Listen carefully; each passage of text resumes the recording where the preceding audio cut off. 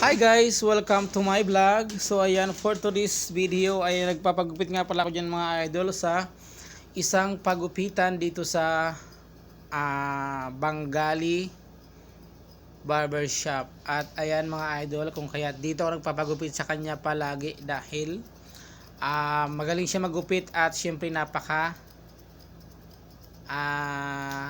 napakaganda ng kanyang gupit, kung kaya sa loob ng mahigit 2 taon ay dito lang talaga ako nagpapagupit sa kanya. At syempre mga idol, every 2 months nga pala ako nagpapagupit kasi medyo mabilis haba yung aking buhok. Every month siya dapat magpapagupit ako, kaya lang medyo nangihinayang din ako sa pera kasi mahal dito yung gupit sa amin. Kaya hinahaya ko munang humaba siya ng 2 buwan bago ako magpagupit. Ayan, sa hindi po nakakaalam mga idol, ang gupit nga pala dito ay 20, no? 20 or 20 real.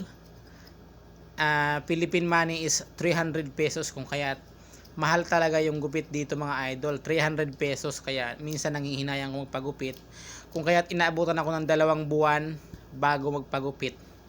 Siyempre sayang din yung pera mga idol, o pwede naman tayong magsombrero kung mahaba na yung ating buhok. Para makatipid na rin kasi sa halagang 300 pesos mga idol ay malaking bagay yun sa Pilipinas pagka pinadala natin dun, at makabili pa ng kung ano-ano ng ating mga pamilya at kaanak. So yun lang mga idol. Thank you for watching. Please share my video and syempre paki-follow and subscribe. So ito yung aking bagong looks for today's video. Thank you very much and bye bye.